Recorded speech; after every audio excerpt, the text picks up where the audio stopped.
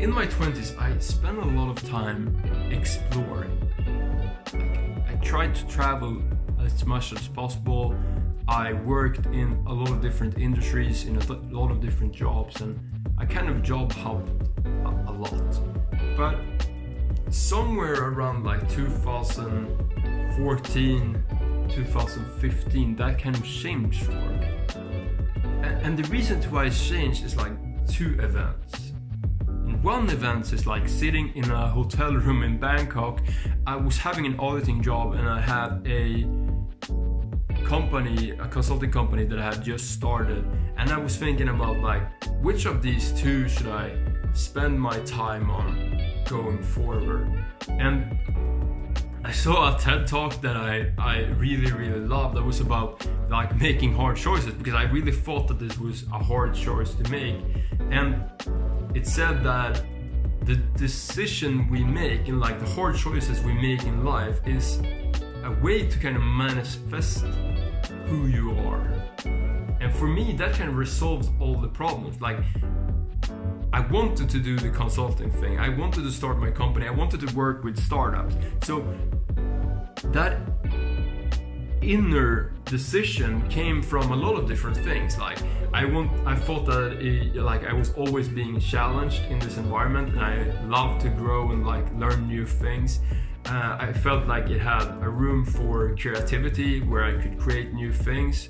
I felt like this was a place where I could be kind of a jack of all trades, something that I really enjoy in life. I think life is getting more full by doing a lot of different things rather than like specializing a lot on one area.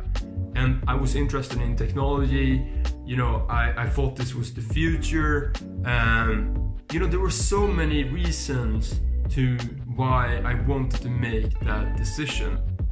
And then the other event that happened was that I came into an incubator in Uppsala Innovation Center, and I met two people who were asylum seekers in Sweden. And I met them at their asylum home in 2015, and I just had this feeling throughout our conversation that like, this could have been me. Like, if I would have just been born in a different country, I could have like ended up being an asylum seeker in 2015. Like, we have a lot of similarities in kind of the way that we have moved through life. Like, being interested in technology, like studying at university, kind of like a very similar attitude about life.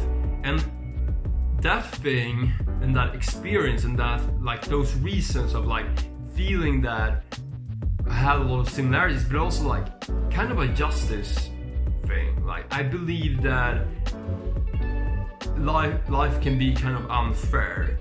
It can be, or it is unfair that like, if I'm born in Sweden, that will give me some things that other people in other countries will not get. Like, a third of the world population is like below the poverty line, and like, if you grow up in like below the poverty line, you will be having less possibilities to do whatever you want with your life.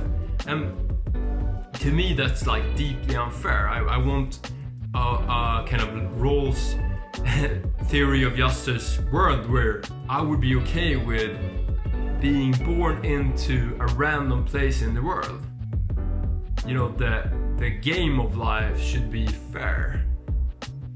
So there are so many reasons for these two things, and those reasons made me, for kind of the first time in my life, make long-term commitment to my career. Like, I spent 3 years helping people find jobs in Sweden, not full time, but like throughout these 3 years, like if people message me, I try to respond.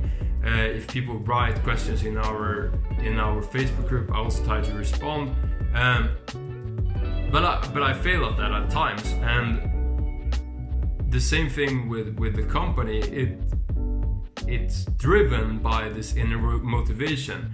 And the point of this is that if you would have looked at me before those things, you would probably say that I'm not an engaged person, or I'm not a motivated person, or whatever. But like, that's because I was in the wrong context, and I also was in situations where, you know, I maybe didn't feel this motivation by the things that are engaging me.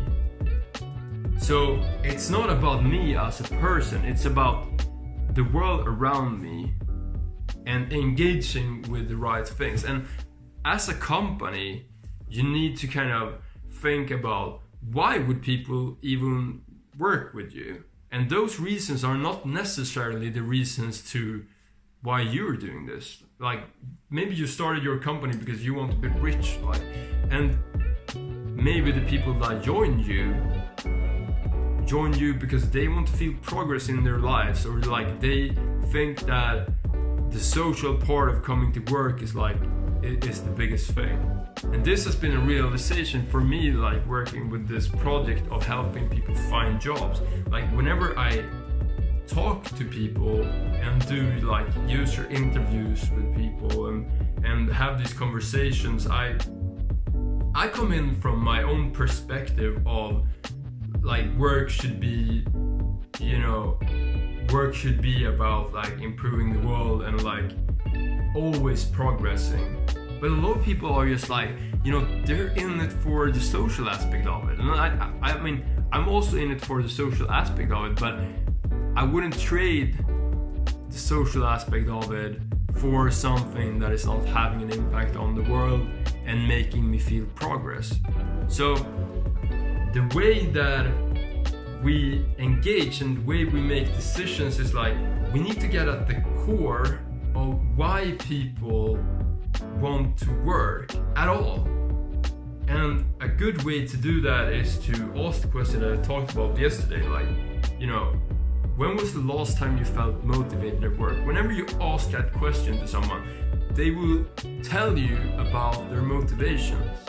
And at first we will start to see those motivations at specific things, but the more we hear those kind of stories, we'll see that those motivations are human. They're like, everyone has the same set of motivations.